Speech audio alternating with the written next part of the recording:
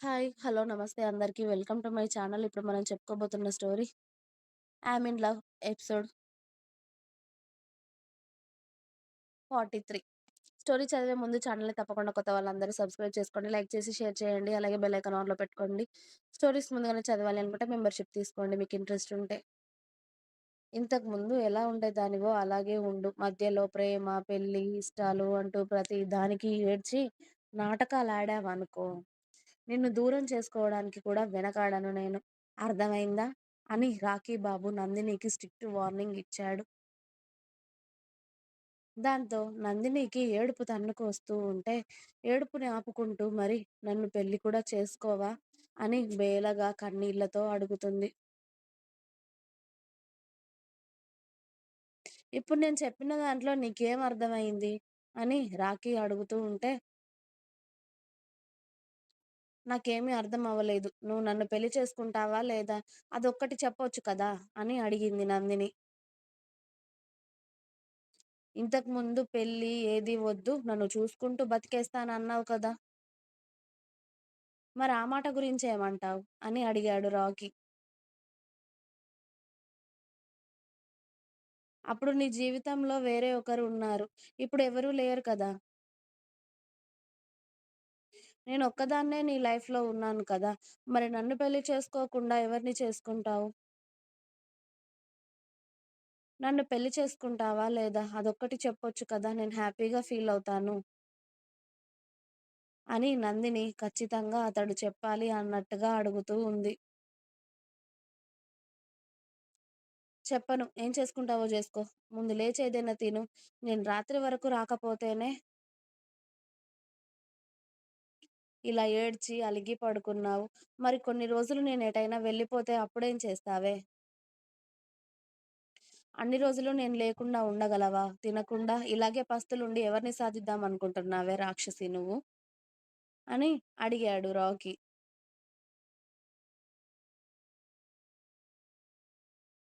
మరి నువ్వు లంచ్ వండు, నేను లంచ్‌కొస్తానని చెప్పి కనీసం నా ఫోన్ లిఫ్ట్ చేయకపోతే? నా మెసేజ్‌కి రిప్లై ఇవ్వకపోతే నాకేమనిపిస్తుంది చెప్పు? నాకు బాధగా అనిపించింది. ఇంతకు ముందంటే రాకీ లైఫ్‌లో వేరే వాళ్ళు ఉన్నారు.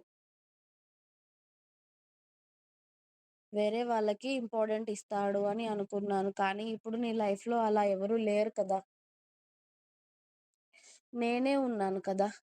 నాకు అన్నీ నువ్వే అయినప్పుడు నీకు కూడా నేను ఇంపార్టెంట్ అవ్వాలి అని అనుకుంటాను కదా! నువ్వేం పని చేసినా నాకేదైనా చెప్పాలి అని అనుకుంటాను కదా! నువ్వు అలా నన్ను దూరం పెట్టేసరికి నాకు కోపం వచ్చింది. అంతేగాని కనీసం మనమిద్దరం పెళ్లి చేసుకుందాం రాకీ. అప్పుడు నాకు ఎలాంటి భయము ఉండదు. నువ్వు ఓకే అంటే ఇద్దరం పెళ్లి చేసుకుంటాం కదా! అప్పుడు నీ భార్యగా నీతోనే ఉంటాను. నాకప్పుడు ఎలాంటి బాధ ఉండదు. ఏమంటావు? మనిద్దరం పెళ్లి చేసుకుందాం రాకీ.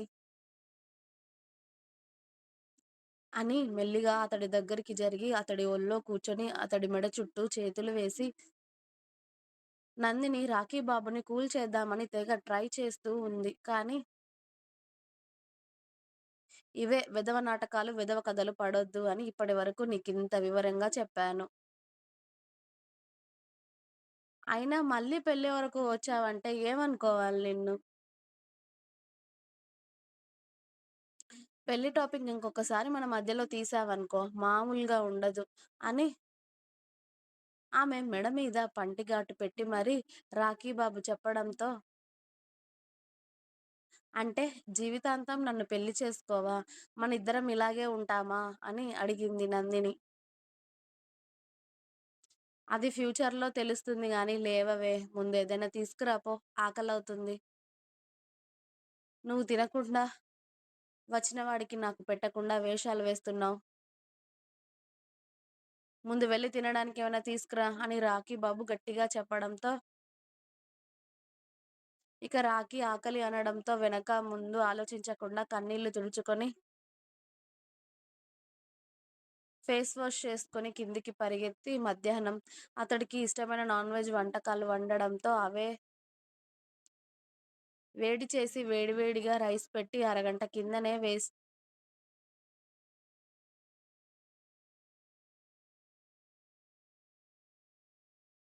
చక్కగా ఇద్దరికీ ఒకే ప్లేట్‌లో రైస్ అలాగే కర్రీస్ 2 బౌల్‌లో తీసుకువచ్చి రాఖీ ముందు కూర్చొని అతడికి తినిపిస్తూ ఆమె కూడా తినేసింది. "ఎలా ఉన్నాయి వంటలు? నీకిష్టమని ఈ వంటలు చేశాను రాఖీ" అని అతడిని అడుగుతూ సంతోషంగా తినిపిస్తూ ఉంటే, ఆమె అతడి కోసం ఎంత ఎఫర్ట్స్ పెడుతుందో ముందు నుంచి తెలిసిన రాఖీ, ఆమె చేసిన వంటని ఇష్టంగా తింటూ బావున్నాయని చెప్తాడు. ఇక హ్యాపీగా కడుపు నిండా అతడికి తినిపించి, ఆమె కూడా కడుపు నిండా తినేసింది.